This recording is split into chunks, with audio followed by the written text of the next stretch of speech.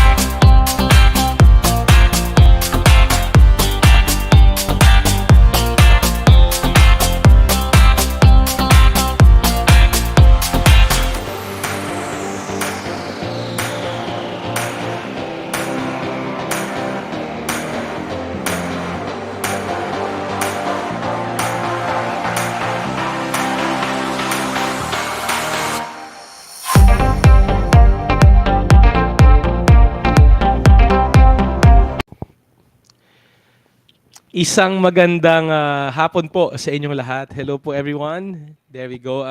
It's a rainy Wednesday afternoon po no sa ating lahat, and it has been syempre yung weather po natin has been challenging for most of our Filipinos. So but tuloy pa rin po yung ating programa ngayong araw po na ito, and syempre I just want to welcome all of you dito po sa ating weekly live program ng Philippine Sports Commission. Ito po ang Psc Chatroom, and ako po si Josh Ricanor from the Public Communications Office, and ako po ang kasama ninyo sa ating programa po ngayong hapon na ito, Wednesday afternoon. And today po is August 2. Tayo po ay tumungtong na sa ika-8 buwan ng taon, and ang PSC Chatroom po ay syempre every Wednesday po ay maghahatid pa rin po sa inyo ng programa natin live every Wednesday, kung saan tampok po dito no, sa ating programa yung ating mga national athletes, but at the same time yung atin pong mga programa po no, ng Philippine Sports Commission that's been happening every day po. And syempre ang programa pong ito ay hatid sa inyo ng PSC, headed by our Chairman Richard Bachman, and the rest of our commissioners, Commissioner Edward Haico, Commissioner Fritz Gaston, Commissioner Olivia Bongku, and si Commissioner Walter Francis Torres. If you're watching us po, no, may it be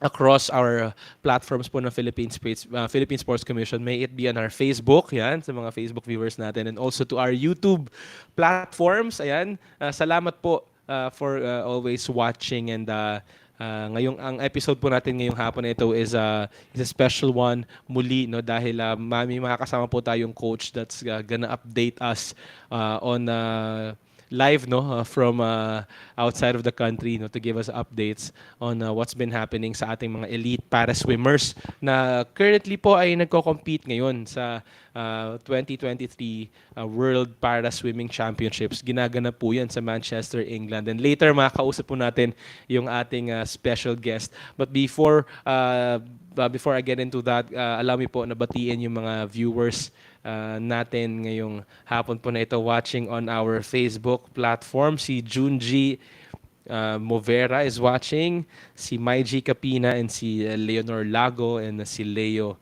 Makalanda. Yan, nanonood po sa atin. Ano. And wag niyo pong kalimutang i-like and i-share ang ating Facebook live na ito ngayong hapon. No? And to share it with your friends and family. Ganon din kay Mr. Jury, score kay Miss Jury, Aglasi, ayan, mga viewers po natin. Whenever, kahit saan nyo man po kami pinapanood, ano, saan man pong panig ng Pilipinas, welcome po sa ating programa. And sisimulan po natin ang ating program ngayong hapon po na ito, giving you the latest updates sa mga nangyayari po sa loob at labas ng ating ahensya. And to give you that, ito po ang ating PSC this week. Simulan natin yung ating PSA this week like we always do, congratulating no and honoring yung mga achievements ng ating Team Philippines across the different sports na tayo po ay lumalahok. Unahin na po natin dyan, we'd like to give our hats off tayo. We're very proud of this team. Ang ating pong women's softball team ay sumali po no sa Women's Softball World Cup. Ginanap po yan in Italy and napaka-successful po ng campaign ng ating RP Blue Girls. There you go, as seen on the congratulatory card on our screens. Congratulations po sa ating women's softball RP Blue Girls team natin yan. And kung sinusubaybayan niyo po yung mga softball matches ng ating RP Blue Girls in the past few days, ay they have pulled off an upset po, no, beating din yung one of the top teams in New Zealand. It was also an upset. Tapos tumunta po tayo. We had a shot at the semifinals round para makapasok tayo sa semifinals. But dun po tayo kinulang na yung ating RP Blue Girls team. But still, it's a gallant stand po mula sa ating RP Blue Girls dito sa kakatapos lang po ng Women's Softball World Cup 2023. Ganun din, another women in sports, no, women empowerment. This time naman, sa very recent lang po na successful campaign ng atin namang Filipinas Women's National Football Team. There we go. Congratulations po sa ating Filipinas. Ang kanilang tawag sa kanila ay Filipinas eh. And ito po no, our very first appearance in the Women's World Cup, and kung tayo po coming off a heartfelt defeat sa first game po ng ating Filipinas, no. Bumawi po tayo on our second game and finally made history, winning our first ever World Cup victory against New Zealand din as well. No, kasama ng RP Blue Girls, New Zealand din po yung tinalo natin, one of the host nations right now sa FIFA Women's World Cup, and nanalo po tayo no via a header ba? Tama ba, Ben? Si Ben football fan natin yan eh. So a header from our striker, si Sarina Bolden at the, I believe, 24th minute. Mamaya i-check namin yan. The 24th minute, I believe, ay nakascore po tayo no to give an edge no 1-0 over New Zealand, and for the rest of the period of the match binantayan na po natin yung kalamangan na yon, showing na a great defensive strategies no, and syempre headed by the coaching staff as well ng ating Filipinas. And the following day po ang the third match following the last match po no, ang atin pong very own PSC Chairman Richard Bachman ay dumalo po at nagbigay ng kanyang suporta sa ating Filipinas no, and as you see you may have saw this sa ating pong social media account, ang ating pong chairman ay nagpadala sa atin ng mga clips ng video clips ng ating mga Filipino community diyan sa New Zealand no, supporting yung ating Filipinas football team. Nakaka-proud po no, and sa Eden Park no, ginanap yung ating last game against Norway, where we unfortunately tasted yung ating second defeat, and that made us eliminated dun sa ating group stage in Group A. Pero despite all of that, yung ano po, yung suporta ng ating Filipinas talaga, mga Filipino community in New Zealand nag-uumapaw po, and it's something to be proud of. No, taas noo po yung ating Filipinas, and I believe in a couple of days they'll be back home dito po sa Manila, and syempre they will be welcomed by the different the many sports fans, football fans, mga Filipinos natin na talagang sumubaybay, no, nanood ng mga matches live and online. So and also may mga kababayan pa ata tayong from dito sa Pilipinas pumunta pa ng New Zealand just to support ang ating women's football team. Congratulations po muli to the Philippine Football Federation, for this successful campaign. And dumako naman po tayo on updates. We have very important events, no, that happened in the last few days po sa ating linggo. Simulan natin yan with the celebration po ng 30 years of diplomatic relations between the Philippine Sports Commission and South African Embassy po, no, ang bansa ng Pilipinas at ng South Africa. In celebration of that 30 years diplomatic relations, ang PSC po ay hinost ang ating South African ambassador, no, si Mama Bartina Nachitenze.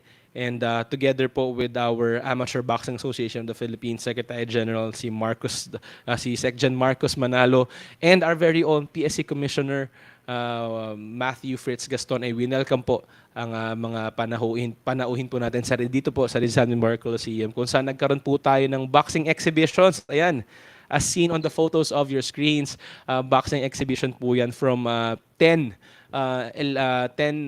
boxers from our national training pool sa ABAP, and sila po ay nag-showcase nito, no, ng ating boxing exhibition. It was in the special participation po ng mga athletes nga po natin, and nandun po kasama din sa ating celebration na yon was the Deputy Assistant Secretary, si Mr. Marlo Miranda from the political counselor ng South African Embassy in Manila, and from the DFA as well, no, nandun po sila kasama po sa ating programa. That was our boxing exhibition matches. Salamat po muli sa ating mga coaches and referees, no, and national athletes natin na sinamahan po tayo to host this celebration of 30 years of diplomatic relations between the Philippines and South Africa. Last Friday naman po ang atin pong PSC Commissioner, si Commissioner Edward Haico, sinamahan po ang ating POC President and Mayor Abraham Bambol Tolentino,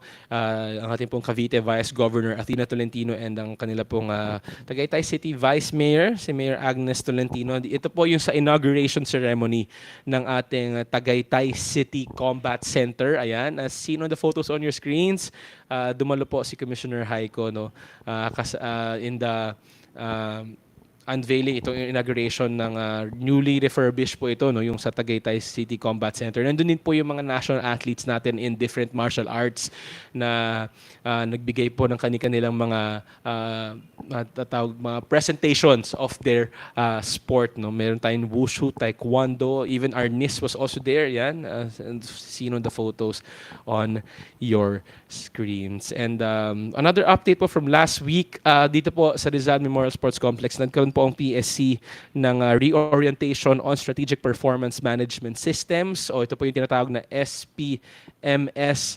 It was led by our Executive Director, Attorney OIC, Executive Director Attorney Guillermo Iroy. And together with our PNC consultant for HR, si Ms. Eva Olmedillo, as our resource speaker po dito sa ating reorientation on strategic performance management system. Dinaluhan po yan ng mga heads of offices po sa loob na the different departments and divisions of the PSC. And speaking of participation po ng Philippine Sports Commission, this was itong susunod po na update natin was a previous one from a few weeks back. Pero ang Philippine Sports Commission po ay sumama rin po sa 8th Children of Asia International Sports Games Chef de Mission Seminar. Ginanap po yan last July 18 to 21. Ginanap po yan in Russia. So nandun po, no? Dumalo po ang PSC dyan together with the representatives of the following countries of Armenia, sa Belarus, nandyan din yung mga kasama po natin sa Kazakhstan, Kyrgyzstan, Maldives, Mongolia, Pakistan, and other countries as well po, no? The PSC is represented by its consultant po, si Mr. Dindin Urquiaga, and together there, sa photos on your screens, together with the other chef de missions, no? Nagkaroon po sila ng opportunity to talk things about sports regulations, accommodations, and yung mga custom operations on the different paano ba mag-handle ng mga ng sporting events internationally, and also concerning dito po sa 8th Children of Asia International Sports Games Chef de Missions Seminar. And dumako na po tayo another updates from this week's Monday po ay ang atin pong the Office of Municipal Administrator ng Sablayan, si Mayor Walter Marquez and Vice Mayor Edwin Mintu. There we go. Sila po ay kasama din at kanilang sangguniang bayan members. Sila po ay nagkaroon ng courtesy visit with our OIC, si PSC Commissioner Matthew Fritz Gaston. This was on Monday on Rizal Memorial Sports Complex. Siyempre, to talk about future collaborations po of the PSC with their LGU. So salamat po sa ating mga kasama from the local government of Sablayan.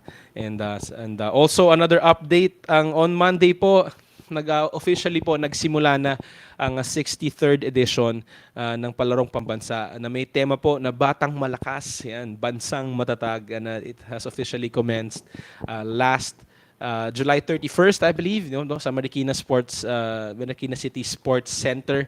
And dinaluhan po yan ng ating OIC Commissioner Matthew Fritz Gaston together with our President Ferdinand Bongbong Marcos Jr., also with the mayor po ng Marikina City, and with the many athletes, student athletes, and teachers and coaches. And yung mga athletes din natin, national athletes, was also there to support the opening ceremonies. Maulan man, pero it has successfully commenced po the 63rd edition of Palarong Pambansa. Yun po yung nagsimula officially on July 29 and magtatapos po yun on August 5. Dito po sa Philippine Sports Commission, may mga ginamit din po ng Palarong Pambansa ang mga facilities sa loob ng Philippine Sports Commission. Tayo po ay nagpahiram ng ating facilities sa Phil Sports Complex for athletics events, and also dito po sa loob ng Rizal Memorial Sports Complex sa aming Coliseum and sa Ninoy Aquino Stadium, meron po tayong ongoing, as we speak, mga gymnastics events happening. So if you're around the area and if you want to support yung inyong school and region, yan, I think ang ating pong doors ay open to support yung ating mga student athletes sa Palarong Pambansa. And on Wednesday naman po, our last update for today, ang Wednesday, tayo po, ngayong araw po, nakikisa ang Philippine Sports Commission sa pag-celebrate po natin ng buwan ng Wikang Pambansa 2023.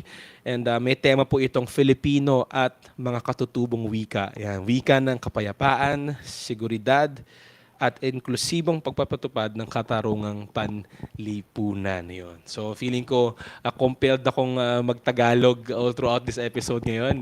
Joke lang po. And but we want to celebrate that po ng Wikang Pambansa all throughout the month of August, and nakikiisa po muli ang Philippine Sports Commission sa Komisyon ng Wikang Filipino sa pagdiriwang po ng ating buwan ng Wikang Pambansa 2023. Ayan, there we go. Ayan po yung mga updates natin for this week and the past few days. Lahat po yan makikita niyo po sa ating official social media platforms ng Philippine Sports Commission, maging sa aming pong website, I believe at www.psc.gov.ph. There you have it. May mga nagko-comment po sa atin sa ating Facebook. I just want to read. Sabi ni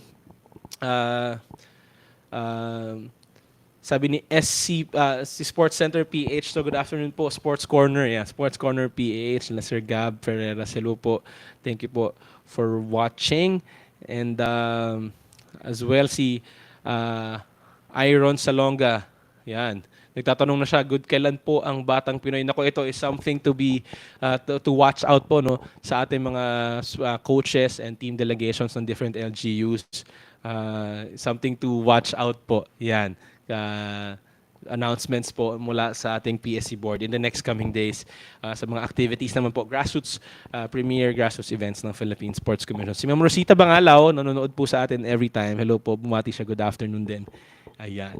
There we go. And ngayong hapon po na ito, as I've mentioned, meron po tayong, we have a special guest kasama natin ngayong hapon na ito dahil we have here with us a coach, no, long time coach ng ating Philippine para swimming team, representing din, no, the Philippine Paralympic Committee, and to give us updates, no, dahil meron po tayo yung mga naging guest po natin a few episodes back dito po sa PSC Chatroom, yung mga elite para swimmers natin in Angel Otom, si Gary Behino and si Ernie Gawilan, yung atin din po mga APG medalist din yan a few months back, ay sila po ay kasalukuyang nasa Manchester, England for the 2023 World para Swimming Championships, and kasama po nila doon. I want to welcome ngayong hapon po na ito to join us sa ating programa ay ang kanilang coach for the campaign, ano, their long time coach and ang companion po ng mga elite para swimmers natin to explain to us, to update us as well ano po ang nangyayari, no, diyan sa 2023 World para Swimming Championships. If we can put to our screens, no, let's welcome ngayong hapon po na ito si Coach Tony Ong. Coach Tony, narinig niyo po ba kami? Magandang hapon po. Ay, magandang umaga po sa inyo dyan sa Manchester. Magandang hapon po sa umaga po. Malamig umaga. I think the same pag kamusta ko ako yung family ko, sinasabi naman pa rin. Coach Tony, Coach Tony, una sa lahat, gusto po namin magpasalamat, no. Alam namin magkaiba po ang time zones, no. And right now kahit it's just approaching 1:30 po ngayong hapon na dito sa Pilipinas. Ngayon po diyan sa England ay umagang-umaga po. It's past 6 a.m. Kaya po thank you po sa pagpapaunlak sa amin sa ating programa. Oh, basta kayo. So, parang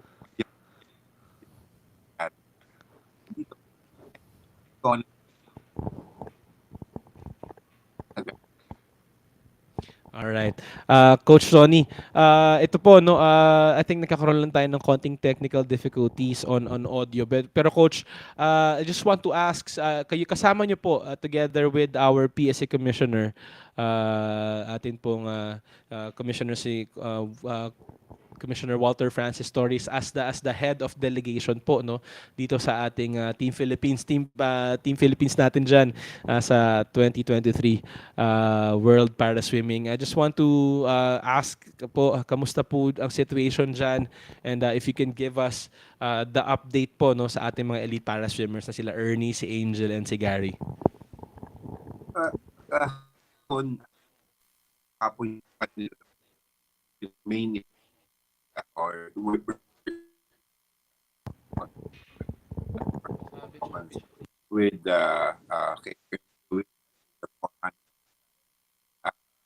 freestyle of Gary Behino for the 50 backstroke of bottom.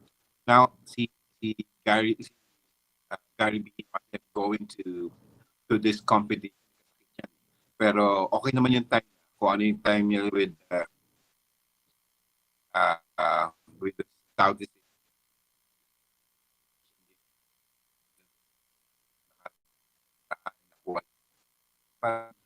so hindi niya nakuha yung kanyang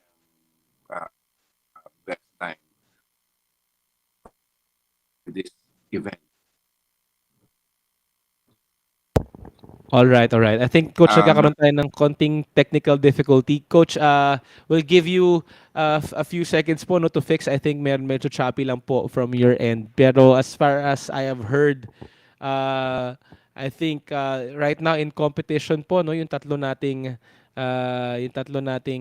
mga elite para swimmers, and we if you can explain later pa, Coach, no, ano yung mga events na sinasalihan nila diyan, and ano yung kanilang mga competitions, events na sasalihan nila, but at the same time, kamusta yung preparations ng ating team. Kung mababalikan tayo ni Coach Tony in a while, I think we're just resolving. Malayo po si Coach Tony ngayon, no? I hope you bear with us. Medyo malayo-layo po yung kanyang ang location niya in Manchester, England. But nandun po, as I've mentioned kanina, nandun po ang ating PSC Commissioner, si Commissioner Walter Torres, as head of the delegation together with the staff, no? Si Miss Irene, yan, baka nanonood si Ma'am Irene sa atin. Hello, ma'am. Also, meron din po tayong mga kasama dyan from the MSAS unit. I think we have one PT, no, na naka-close in po sa ating tatlong elite para swimmers on this event. And tingnan natin, is Coach Tony back in our screen? Coach Tony, can you hear us? Go ahead po. Ay, medyo mahina ba or napuputol-putol? Pasensya na, medyo sa hotel. Yun nga, kagaya na nasabi ko kanina, medyo, ito yung kahapon, yung kanilang main event, si Ernie Gawilan na nag-fourth sa kanya 400 freestyle, and I think he's getting ready for the Asian Games or the upcoming Asian Para Games. Now, with Angel Autumn, alam naman natin na bata pa si Angel Autumn, and kailangan talaga niya kailangan siguro mag-mature pa ng konti with competition. Titingnan natin siya, siguro this is her fifth na competition pa lang, and napakagaling ng bata because ika-fifth niya, and this is the World Championship. Tapos mahirap mag-qualify to the World Championship, lalo na siguro to go to the finals or makapag-finals ka for the World Championship. So medyo siguro kinabahan ng konti lang yung bata dahil kalaban niya yung kanyang idol o kanyang long-time idol, tapos nakita niya na, and hopefully ma-address siya before the Asian Games or before the Paralympics. Tingin ko na magka-qualify naman yung tatlong yan sa Paralympics with their performance ngayon sa Asian this World Championship. Noted, noted, Coach Tony. Salamat po, no, for that update. And I was informed as well by our PSC Commissioner, yung head of delegation po natin dyan, si Commissioner Coach na tuloy, si Commissioner Walter Torres, that I was talking to him a few kahapon po ata, and he was telling me na ongoing po yung competition ng ating tatlong para swimmers. And nakakatuwa po for this update dahil Coach Tony, a few episodes back, kasama po namin si Angel tsaka si Ernie sa programang ito, and they were really nung nagtatanong po ako ano yung mga kailangang abangan, ano yung kanilang preparations going to the Asian Para Games. Isa po itong ating World Para Swimming in England. Isa po ito doon sa mga kanila pong talagang nilulook forward to. Coach, alam po namin na talagang just want to ask na lang po pala, ano po ba ang directions po ninyo as coach sa kanilang tatlo coming in dito po sa ating World Para Swimming Championship? Was it to really get medals for right away or to win as much as possible, or just to gain that experience tsaka yung drive going into the Asian Para Games po talaga? Well, definitely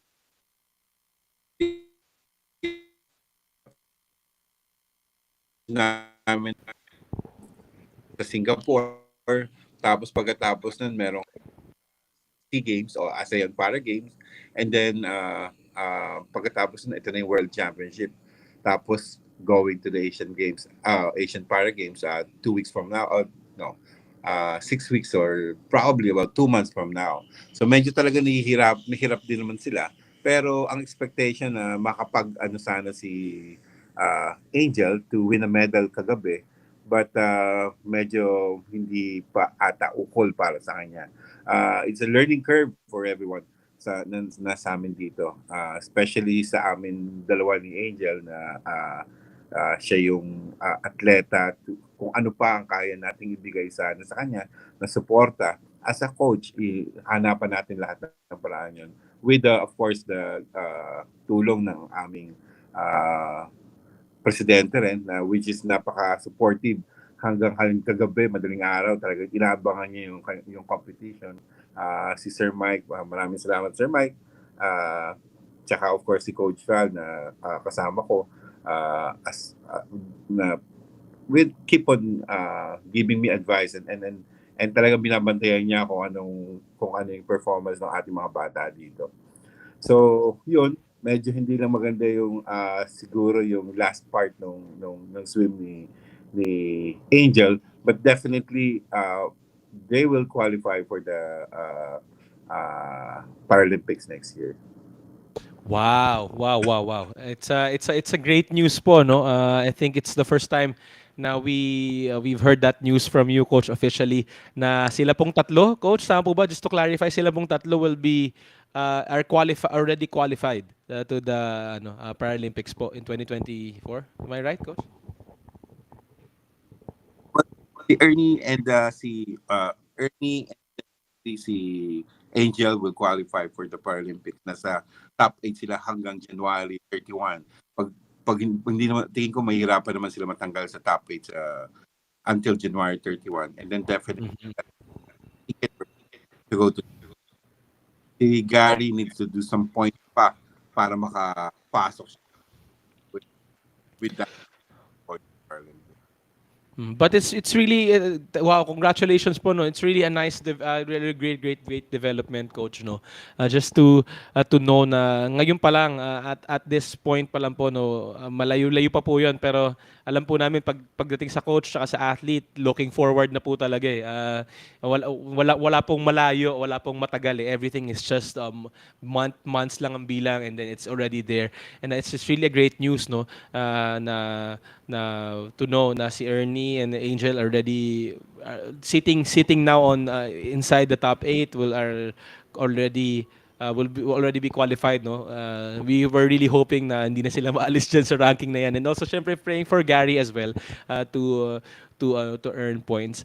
Tingin nyo, coach, sa perspective lang po, baka may mga coach din po tayo nanonood, coaches, swimming coaches, baka meron din po on specific, meron tayong mga para swimming coaches.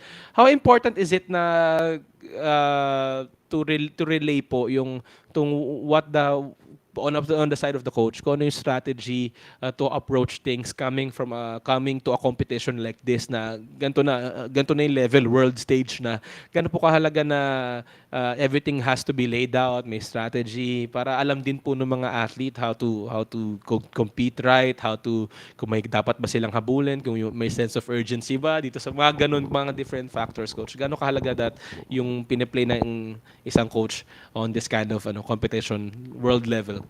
Well, maaga pa lang na umpisa pa lang nila.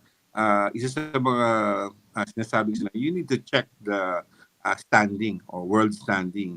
Tapos compare mo yung time mo kung nasaan ka na para parating alam mo kung ano yung hinahabol mo. If kung gusto mo nandito ka sa part na to or nasa top 8 ka or you want to go to the Paralympics, you need to be in this position or nandito ka sa level na to. And to be in that level, you need to work. You need to be exposed. As a coach, kailangan ko naman sila exposed sa mga competition. Now, ngayon, medyo maganda-ganda na yung ating swimming sa Pilipinas. And yung mga ating differently abled na ating or ating para-swimmers is welcome na sumali sa isang abled competition na walang bayad. So, free of charge. Wow.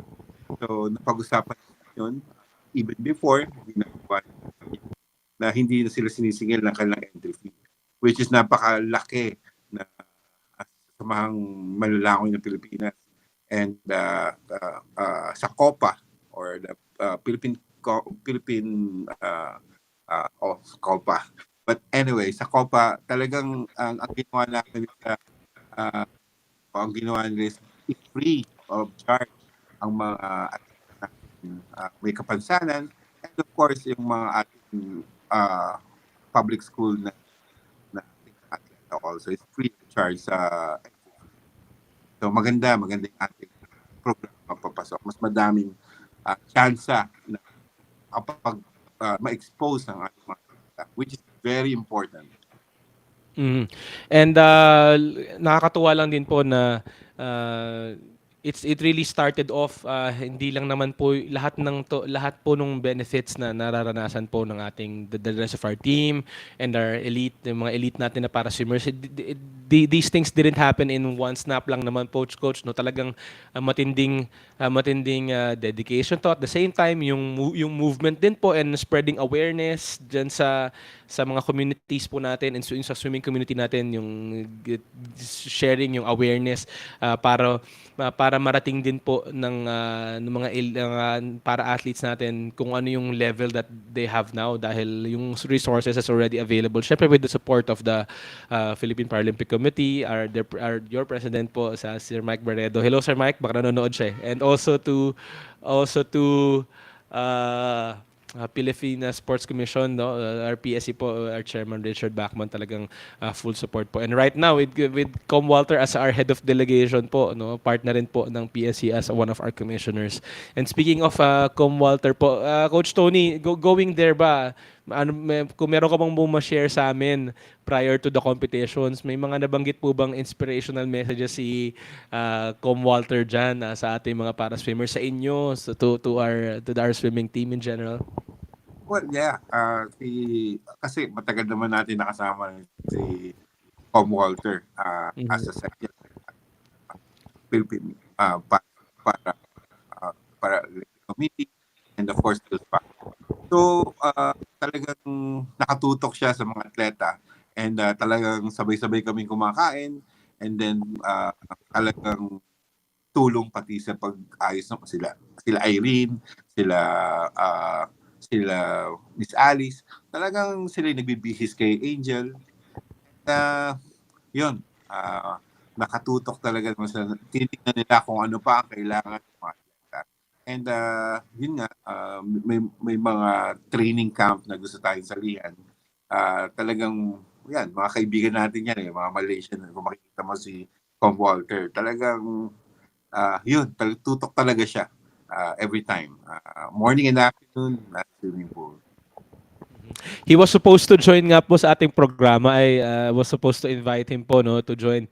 Kaso talagang mas minarapat daw ni Kong Walter na kayo daw po, Coach Tony, ang sumama sa aming programa, just to really get the perspective po of the coach, no, malapit sa athlete. And but I know somewhere, feeling ko pag gigising pa lang po si Kong Walter dyan sa hotel niya No? po.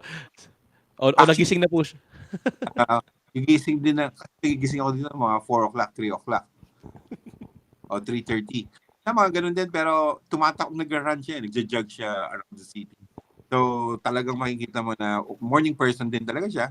And then pagkatapos niya mag-jog din, sasabay niya sa amin with the breakfast with the kids.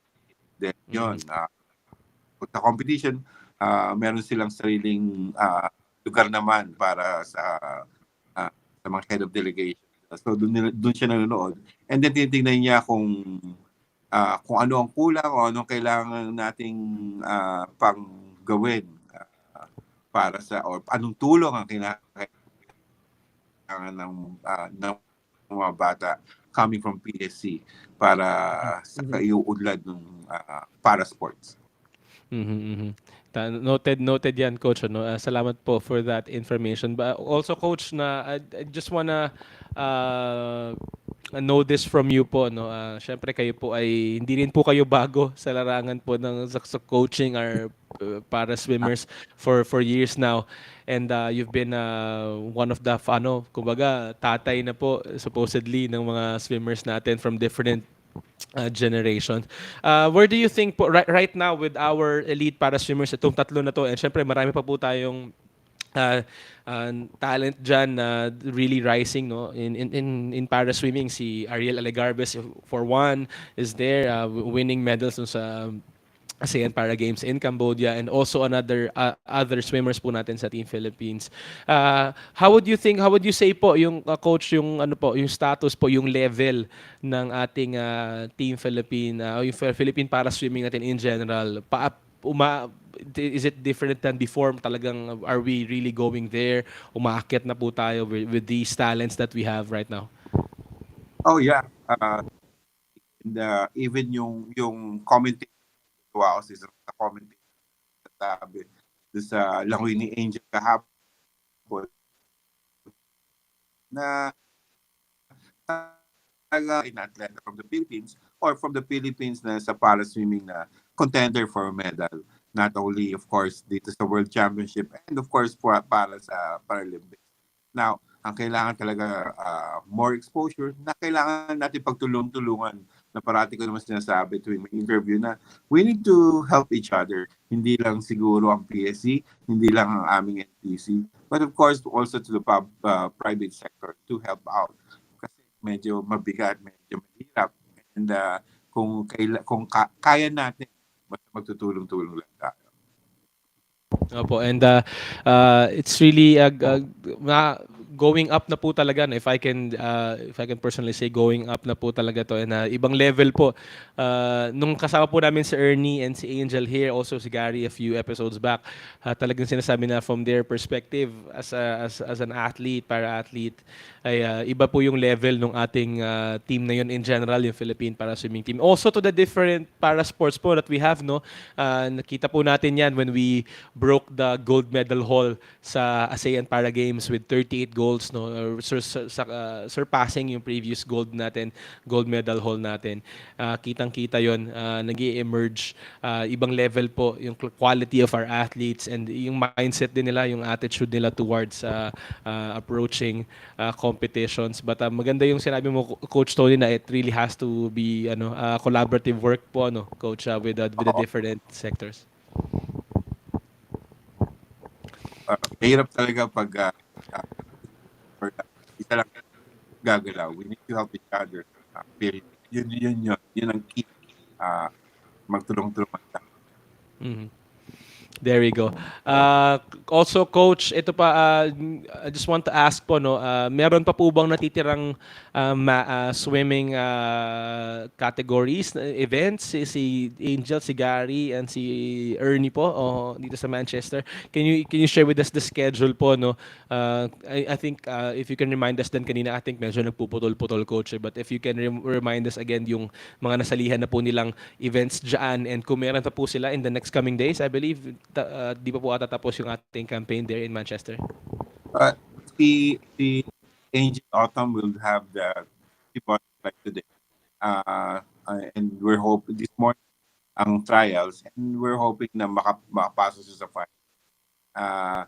Meron din si Ernie Gawilan on the last day, 100 freestyle. So, yun, sinabi niya sa akin, yan because matagal niya na yung 100 freestyle. So, yun, last bihino naman is meron 400 freestyle and 50 butterfly pa. So, both we're looking for. So marami-rami pa rin po palang events. So in the next virtual where we can watch these games, live viewings po nitong mga competition na syempre coming in was if we can get the win, let's do it, but if not, let's make a good ranking. Let's earn some experience on these. From your perspective, Coach, sa mga kapwa nyo coaches dyan, syempre this is world level po, no, in para swimming, lahat po ng mga pinakamagagaling na hindi lang pinakamagagaling na para swimmers, pero the coaching staffs as well ay nandyan din po, top caliber athletes and swimmers. Coach, meron ka bang naging interaction na po dyan with other foreign coaches as well? Nagkakaroon ba kayo ng mga sharing moments pag mga lull time, Coach, on the playing venue, kapag break time, yung mga ganung sharing po? Ikaw, from your perspective, Coach, what have you learned from the different elite na foreign teams natin dyan na kasama po ninyo? Well, iba kasi matagal natin talaga kasama. Bawa coach ng New Zealand, coach ng Ukraine. Minsan nag-uusap. Of course, the Southeast Asian coaches, parati kayo nag-uusap. But yung iba, like, madalas pa na makausap eh. Like for example, Australian coach, sabi nung nakita niya ako, nakaligad ako, biglang tilap ako sa likod. Sabi niya, meron akong competition this December. Kailangan mo sumali. Subukan niyo sumali para kailangan mo na sabi niya, you need to get exposure athletes. Kulang sa exposure athletes. Oh, well, yun yung tingin niya. Which is true. Halimbawa,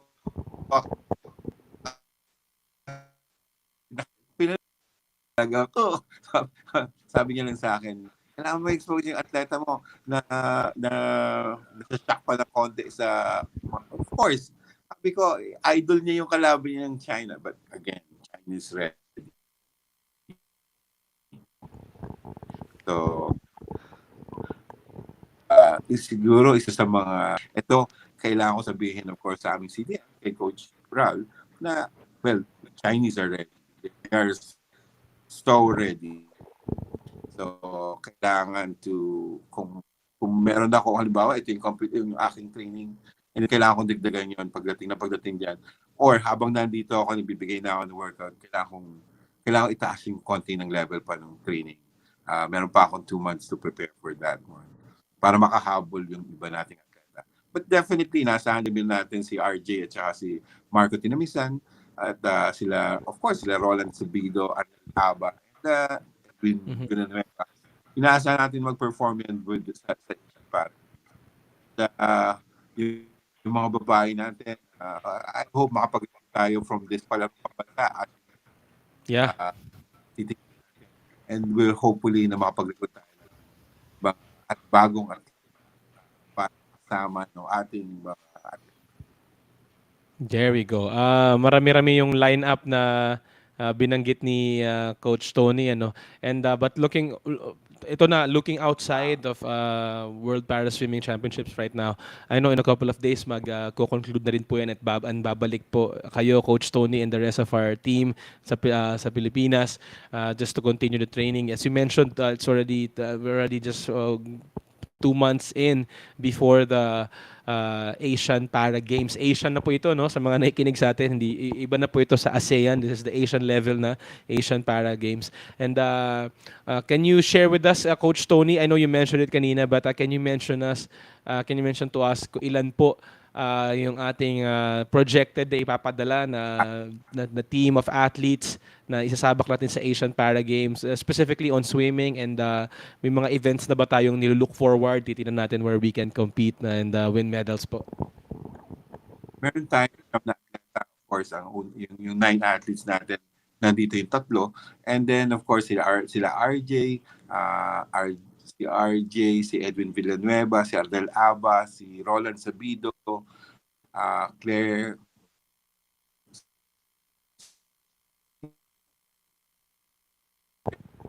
Cadbury. Meron tayong siyam na atleta. Maraming ulag pala yung siyam na pupunta for the breast. And actually, qualifying din ang Asian for the Paralympics. And I'm hoping na maibaba din ng tayo Marco Tirmisa. And Yeah. titignan natin si RJ, Marco Tirmisa. And of course, si Mike Bulan. And hopefully makapag-qualify sila for the Paralympics. There we Umabot na yung go. qualifying stand. Yun. So even the Asian ano po no, the Asian Para Games po is also kahit Asian level na po 'yun. It's a big competition para po sa mga viewers natin, but it's also a qualifier pa rin pala Coach Tony going to the much bigger Paralympic stage.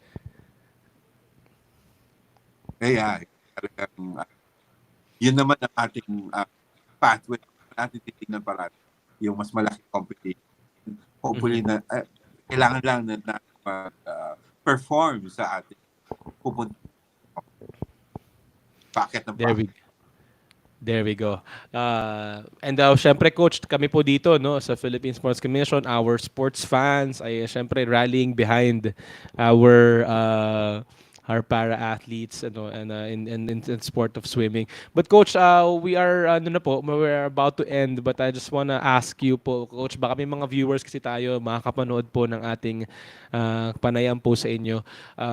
On the side on the topic of grassroots sports program. Alam natin coach, uh, medyo mahirap humanap ng mga para athletes na talagang yung the talents are really there. Alam niyo po 'yun, the finding talents and I think nawala ata si coach.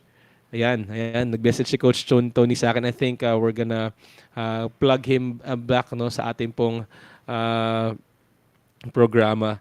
But speaking of, just want to reiterate po no ang sinabi ni Coach Tony kanina that we already have Angel and Ernie as qualified to the Paralympics po no happening next year. And as kanina po baka po may hindi po naka-catch up no sa sinabi ni coach atin in update niya, there will be I think 9 para swimmers na makakasama po natin doon sa Asian Para Games naman. That will also be a qualifier for the Paralympics. I think coach is back. Can we have him back on the screen? Yan. Coach Tony, are you here? Okay lang po, Coach. I understand the internet connectivity dyan. But I was gonna ask you po, I was gonna ask you, Coach, on the perspective po of grassroots sports development. Alam po natin mahirap maghanap ng talent on certain sports, lalo na po on the para sa mga para athlete po no. And yung finding one that's really you can invest on swimming, on para swimming, on para athletics, on the different sports, even para chess. Coach, can you share with us gaano po kahalaga na meron po talagang continuity in the national team, even in para swimming po? Gaano kahalaga na may grassroots sports program po talaga na existing and patuloy na nagsusupply no from national training pool going to the elite level sa level na nila Ernie, nila Angel. Gaano kahalaga sir that we have that kind of kumbaga stepping stone into yung continuity of the sport. Well, yeah, napaka-importante kasi talagang makikita mo na may bagong talent na pumapasok. And uh,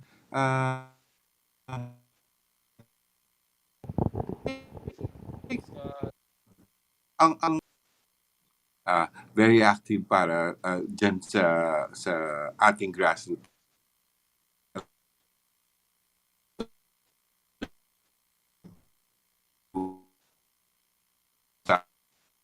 namin. Ayan, I think we had another technical difficulty. Coach, are you here? Go lang po. Go ahead, coach. It's all right. Sorry, talagang mahina ang internet. But yun, yung office talaga ng NPC Philippines is talaga pinupush ng kami mga coaches to have our uh, grassroots program. Now, kagaya ng sinabi ko sa swimming is kagaya niya, nandiyan ang palarong pambansa. And of course, ang mga regions, kaya meron silang participants sa palarong pambansa is nag-uumpisa ang mga regions to have their own para-athletes. Yun, maganda yun para sa amin. And together with the COPA o yung Philippine Congress for Swimming, yun naman, maganda, Congress of Philippine Swimming. So maganda din yung ginagawa nila na libre ang entry fee ng mga bata na may kapansanan para hindi na naglalabas ng pera yung mga magulang or nakakasave ng pera yung mga magulang para sa kanilang competition. Kasi medyo mahal din ang competition fee. So, yun, tingin ko with that at tuloy-tuloy na mangyayari yan. And we keep on doing that and helping each other. Talagang kung sa lower na ganyan is merong pathway going to the national team. And of course, the national team is may pathway going to the Paralympics. Na kung ano yung kailang nasasalihan, piling-pili din yung kailang competition na pupuntahan. And of course, the training program will definitely maganda ang kailangan pag-isipan natin. Kung makagawa tayo ng magandang training program, and then magandang nagtutulungan tayo pare-pareho. There we have it. And coach, salamat po no for sharing these thoughts with us. We'll be very happy to have you again some other time no. I think sa ating programa and to share these things and experiences again probably after nung sa ano natin sa Asian on the probably on the days of our Asian Para Games, Yeah. probably Paralympics as well. But coach, I'll give you this time bibigyan ko po sa inyo tong floor but to thank people no the PSC, the PPC and all mga tao po principalities na sumuporta po sa ating campaign right now happening right now in the World Para Swimming in Manchester. Sir, I'll give you the floor. Any final words pa salamat and messages po to our Filipino fans watching? Okay. Maraming salamat po sa PSC. And of course sa aming office or PCP uh, sila Sir Mike Barreto, of course yung second uh, si Sir Goody, si Miss Millet, of course si Miss Weng. No? Talagang grabing hirap para dito sa aming campaign para sa World Championship. And of course si Com Wawit and Irene, maraming salamat din sa kanila. Sa suporta nila dito sa amin na talagang tinutulungan niya yung mga atleta natin. Again, sana magtulong-tulong tayong lahat, and then I'm hoping na even the private sector will come in para matulungan financially ang ating mga well, PSC, PPC, of course ang office natin. Magtulungan-tulungan tayo kasi hindi namin kaya ito on our own. Kahit anong maliit na tulong will definitely will help us with the program, help us with anything. Please, ideas will definitely kasama yan. Maraming salamat sa inyo. There you have it. Ang atin pong one of our national coaches, no? Our ano na as one of the foundations na ng ating Philippine para swimming in our national coach kay Mr. Coach Tony Ong. Coach Tony, salamat for your time. Alam ko po umaga po dyan ngayon in Manchester, England. You can already have your breakfast, sir, and morning coffee. Salamat po sa salamat po sa pagpapaunlak sa amin on this time, and we'll have you guys and kasama yung tatlong elite para swimmers natin in the next episode of the PSC Chatroom, and magbabalik po ang PSC Chatroom sa ilang paalala. When we come back, we'll give you a few updates na po to wrap up this episode. Magbabalik po kami in a while. Pocari Sweat presents The Sweat You Forget. Hello there, I'm Carrie. You see, it's the sweat that you forget that's dehydrating you. Like work from home overtime, oversleeping, being in cold temperatures, having caffeinated drinks, or alcohol, fighting a fever, and even crying. But you can always recover with Pocari Sweat. Because of these ions, we can help with your body's rehydration. So remember the sweat you forget and always stay hydrated. Pocari Sweat. Pocari Sweat presents The Sweat You Forget.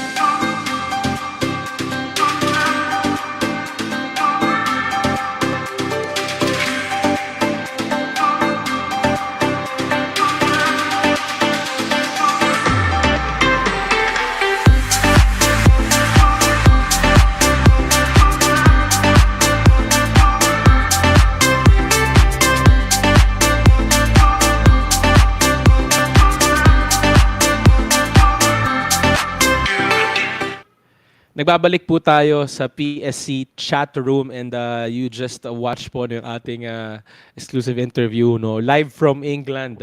Kasama po natin po kanina ang ating national coach for our Philippine para swimming team in Coach Tony Ong. Coach Tony, salamat po, no, and syempre we are wrapping up dun sa ating pong mga napag-usapan, no. Samahan niyo po kami, no, sa ating pag-congratulate and pag-honor sa ating mga elite para swimmers na kasama ni Coach Tony doon, si Ernie Gavilan, si Angel Otom. Both of them already qualified, no? Medyo securing na yung kanilang slot in the Paralympics, and it's something for us to be proud about. Ganun din kay Gary. We hope in the next coming events pa po ni Gary dito sa World Para Swimming Championships, also in the next pocket tournaments ng ating team, no, he can officially enter into the Paralympics. Ganun din po, patuloy pa natin suportahan yung ating the rest of our Philippine Para Swimming team. Marami po sa kanila ay nag-emerge dun sa katapos lang na ASEAN Para Games, and marami po tayo mga atleta na kailangang suportahan, and every support from you guys, sa ating mga viewers, every like and share and subscribe and comment, would really be a big boost sa ating mga para athlete. And para po masuportahan ninyo yung ating mga national teams, our Team Philippines, we're gonna flash to you right here ng aming po mga social media platforms ng Philippine Sports Commission to support ang ating Team Philippines, and syempre to know more about the PSC and what we do, aming po mga updates. You can always check our social media accounts right here. Yeah, it's down below. Hanapin nyo lang po yan on our Facebook, Philippine Sports Commission. We also have on Instagram, it's at Phil.Sports Commission. Ganun din po sa aming Twitter platform. Hanapin nyo lang po yan at PSC_Gov. We also have our YouTube channel sa mga nanonood po sa amin dyan ngayon. Maraming salamat po. Currently, umaakyat na daw po ang aming subscriber count. So, salamat po. Magpatuloy po kayo sa pag-subscribe to watch yung mga videos po natin dyan all about our Team Philippines and the PSC. Nandun po yung mga episodes natin ng Hello Champ, yung mga short features natin about and inspiring stories of our national athletes.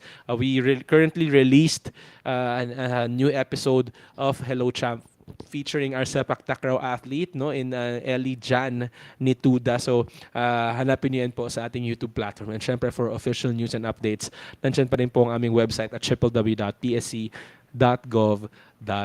Sa ngalan po ng bumubuo ng Psc Chatroom, headed by our chairman Richard Bachman, and our commissioners. Also, thanking ang ating mga sponsors po sa ating programa, our partners from Pocari Sweat Philippines, Pioneer Insurance is also here. Maraming salamat po. And Pagcor, salamat po. And so sa bumubuo ng ating production team ng Public Communications Office. Maraming salamat po. Ako po si Josh. I'll see you next Wednesday for another episode of PSC Chatroom. Huwag niyo pong kalimutan, bukas po yan, as flashed on our screens, PSC Hour, every Friday po yan, August 4, 1 p.m. po yan, same time sa ating programa. Ayan, naihabol pa. Maraming salamat po, everyone. Goodbye, everyone. Stay safe. Alam po nating maulan ngayon.